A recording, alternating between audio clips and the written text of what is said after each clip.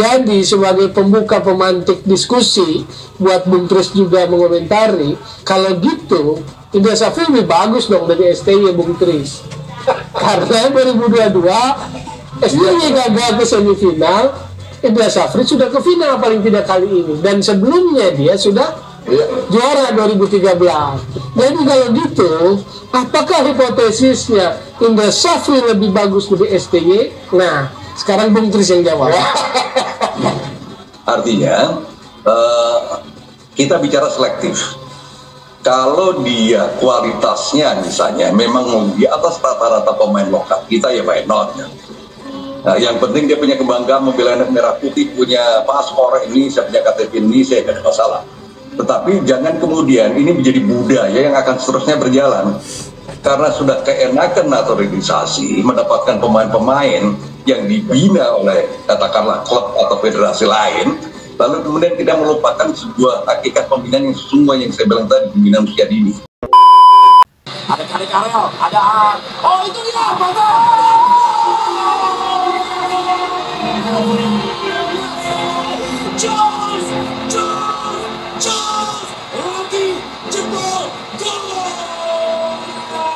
Detik-detik terakhir pemirsa, kakak ayo kakak, dan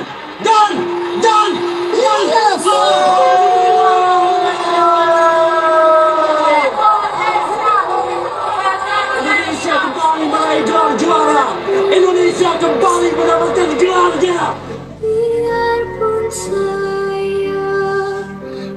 Champion of the Asian Under-19 Boys Championship 2024 Indonesia. Aku yang ku cintai, engkau ku hargai.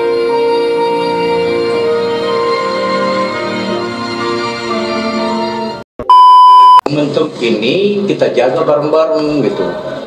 Terus jangan lagi ya namanya kelihatan tidak kompak gitu, ya kan, masyarakat beda-bedakan. Ini di depan Jen ini, ya kan kemarin Welber kan kita tanya ke Welber, nggak ada beda-beda. Jadi kalau sudah pakai paspor Indonesia sudah ya udah bagus untuk anak lokal, dan ya nah untuk anak-anak yang keturunan bagus. Padahal kami di dalam kompak banget. Yes, everyone saw me cry. I scored the first goal. It was an amazing feeling, and I think the stadium was sold out. So yeah, I never experienced this in my life. So when I scored the goal, I was already very emotional. And then I had the ball, and something in my neck it felt wrong. So that was for me an emotional moment to step out of the field. But of course I have to make place for my other teammates who feel very good in.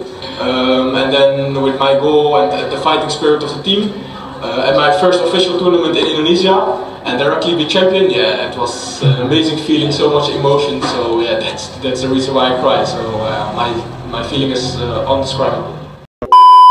Safri ini mengikuti gayanya timnas senior ya kalau lihat, mengutamakan intensitas itu butuh fisik. Kabarnya begitu pula bukan Indra aja, Nova pun demikian. Jadi udah mulai selini semua ya. Semua timnas ini kayaknya fokus ke fisik ya. Dalam arti ya lo harus bisa perform 90 menit. Dan kita menunjukkan Thailand ini 15-20 menit terakhir kan udah menurun. Kontrolnya udah salah. Mereka itu bahaya di kombinasi 2-3 orang kan. Passing. Tapi yang masuk kotak penalti gagal. Gak banyak. Cuman yang gagal terus akhir ujungnya syuting dari jarak jauh yang kemana-mana. Yang terakhir cuman yang paling bahaya itu yang set piece itu kan, yang sundulan kena ujung jarinya si Ikram tuh kiper kita. Tapi udah di luar itu menurut gue yang paling bahaya peluangnya cuman yang babak pertama aja tuh yang main kena tiang itu kan.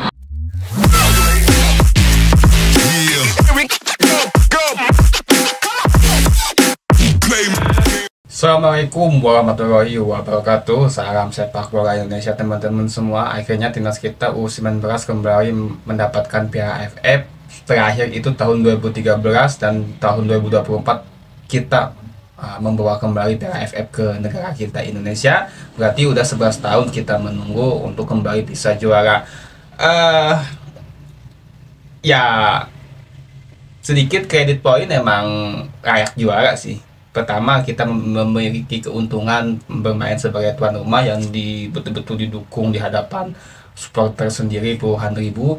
Yang kedua juga kita harus diakui memiliki dua pemain keturunan, ya ada Weber sama Jens Raven, yang dimana harus diakui juga secara objektif dua pemain ini betul-betul sangat mempengaruhi kinerja tim juga.